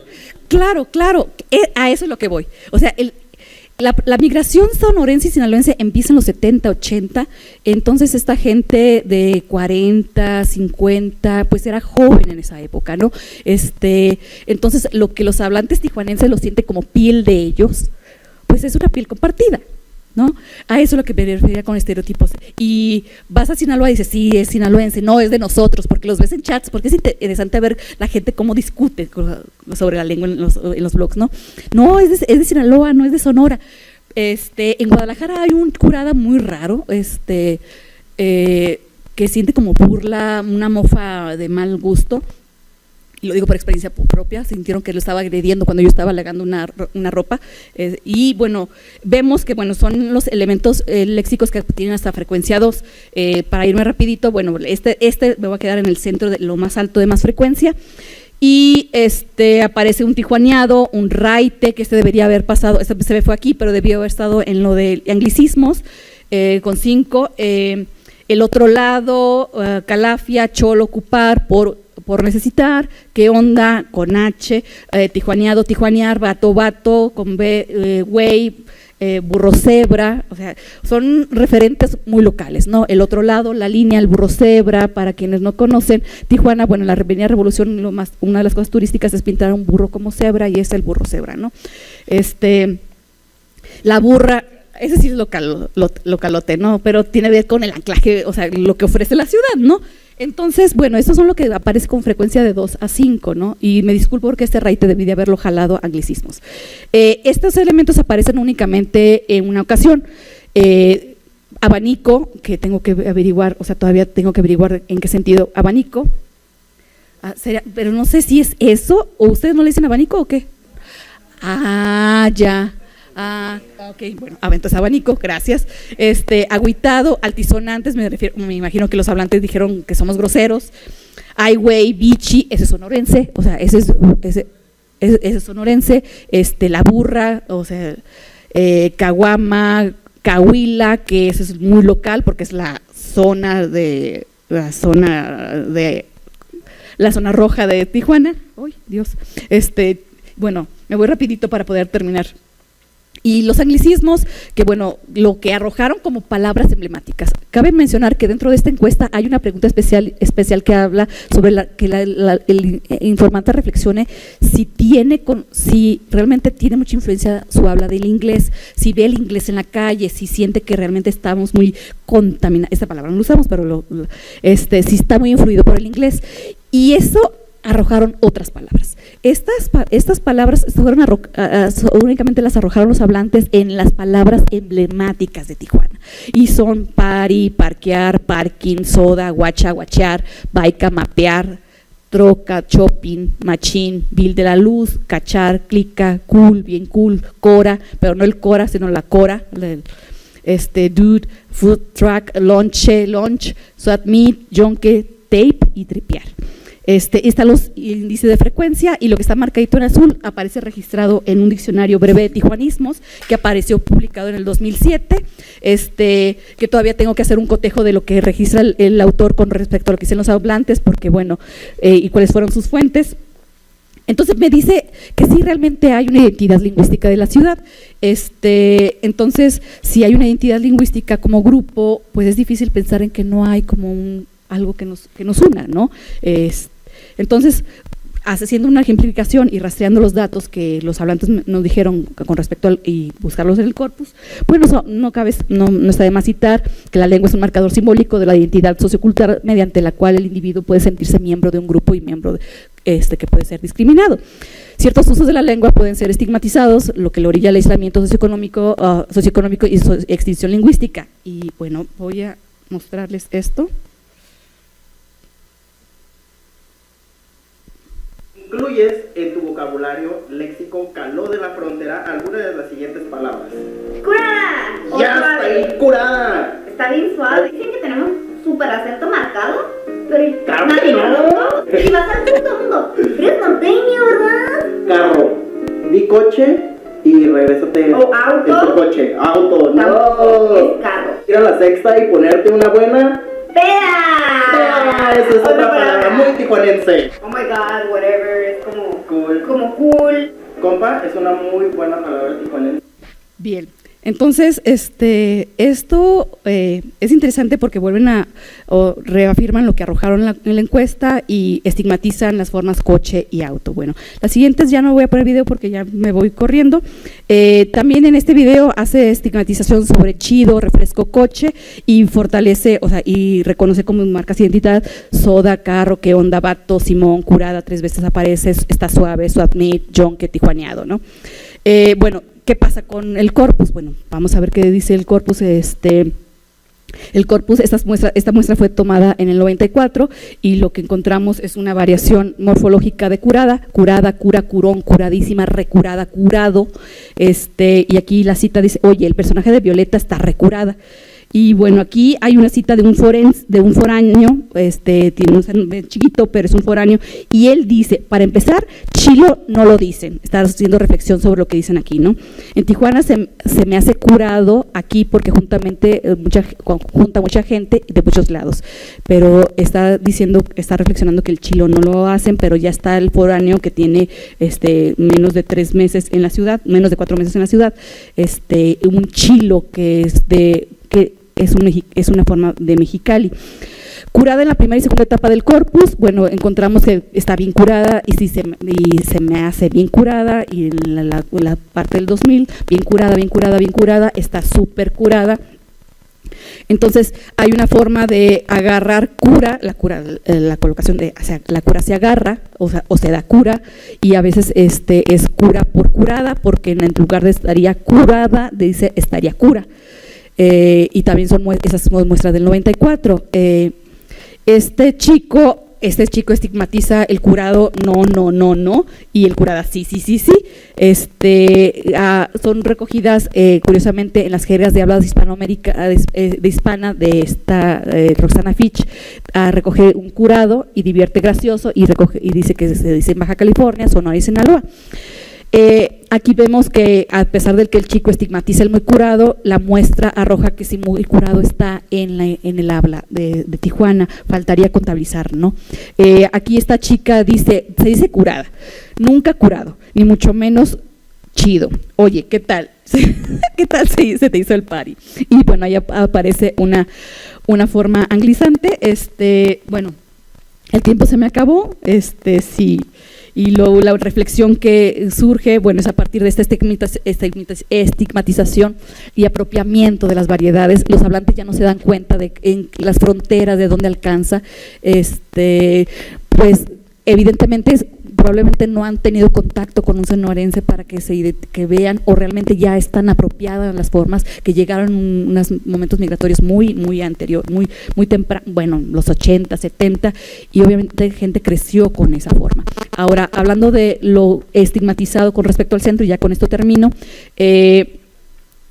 aparece en la muestra, en el video, hay un video que no aparece aquí, por ejemplo, ya con esto cierro, hay una coexistencia entre los mismos hablantes del ay que curada y chido, ¿no? Está bien. Entonces, esas fronteras entre centro centro y periferia se están acortando, creo yo, aunque sí las asimilan como parte, o sea, algo es nuestro, porque te arrojan, es nuestro, pero a la hora de usar formas se extienden a formas del centro, ¿no? El chido alcanza a Guadalajara, no sé si en Sinaloa usan chido, Everardo. En Sonora no tengo conocimiento si usan chido, era chilo, ¿mande? Chilo, ellos dicen chilo, y el chilo llega hasta Mexicali, ¿no? Pero bueno, hablando del cambio, sí hay de pronto ya el chido no lo he identificado en los 90, son muestras del 2000, entonces se está alargando, o sea, esta división residencia, centro y periferia, hay que identificar qué tanto está conviviendo las variantes, ¿no? Gracias a la migración. Bueno, por mi parte es todo, muchas gracias.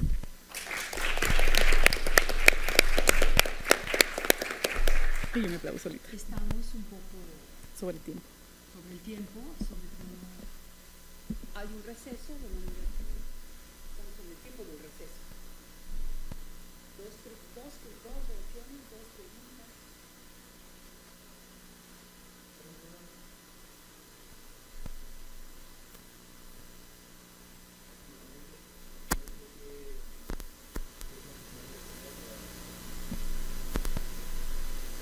Sus léxicos, pero la mitad o 3/4 partes de ese vocabulario lo reconozco como parte de mi dialecto tamaulipeco, matamorense, completamente del otra ala del este. No sé si sea una habla fronteriza, pero así hablábamos. Yo ya no hablo así, pero así hablé. Sí. Ajá. Sí, tengo así que hablé, pues. Claro, hay que rastrear eso, ¿no? Porque lo que arrojaron es lo que les parece familiar o lo que los sienten que comparte, pero tengo que rastrear lo que realmente nada más dice o es muy local o está extendido. Ese corte todavía no lo hago, pero sí, definitivamente algo está muy conectado.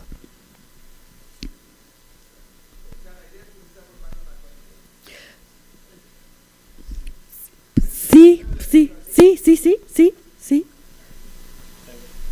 O sea, en el corpus que estás levantando, sí, ¿cuántos tienes de segunda generación? O sea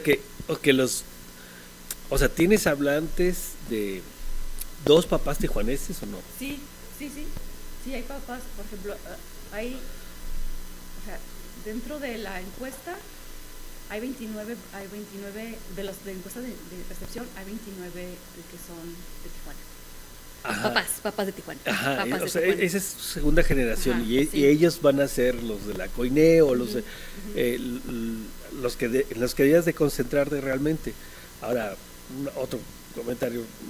Yo creo que las palabras de frontera como swap meet, eso sería en todo caso lo más tijuanense, porque pues en Sonora, de hecho, así identificabas a alguien que era Tijuana, algo así, porque el swap meet y la yarda, o sea, todo lo que sucede del otro lado de la frontera y que pues son experiencias culturales que tú no tienes en el estado normalmente, a menos que estés como dice Sergio, pues en frontera, ¿no? Ahí van a salir esas palabras y esas para mí serían las que los caracterizarían, que son anglicismos normalmente. Pero en general pues concuerdo también con Sergio y casi todo el mundo aquí de Berardo, que sí, el léxico, la base léxica es muy noroeste, sobre todo, noroeste, ¿no? También, sí.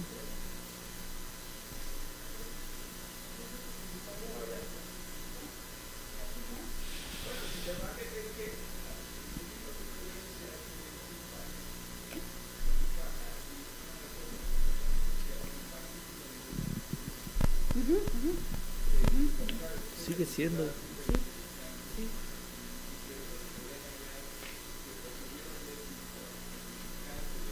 No significa que hablen inglés.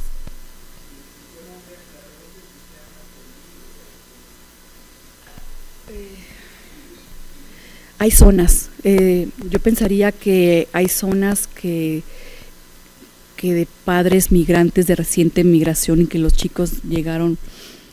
Yo creería que todavía hay zonas. Yo sí pensaría que todavía hay zonas. El por ejemplo, la ciudad, pues simplemente a la hora de ingresar a la universidad y egresar con un nivel mínimo de inglés, o sea, salen muy mal, ¿no? O sea, salen muy mal.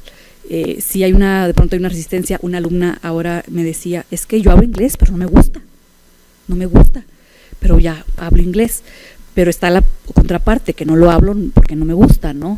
Y eso no significa que no consumas, que no cruces, porque es muy complicado, porque la gente puede cruzar al otro lado, pero no necesita hablar inglés, o sea, no necesita hablar inglés. No se necesita, ¿no? Vas y compras, haces lo que quieres hacer y regresas, ¿no? Pero hay un gran grupo que no alcancé a ver.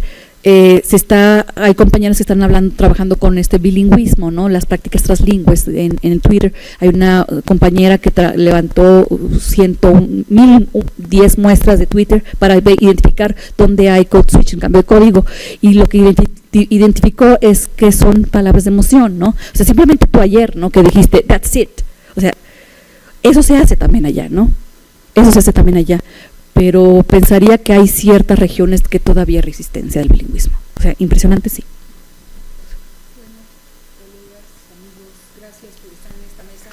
Gracias.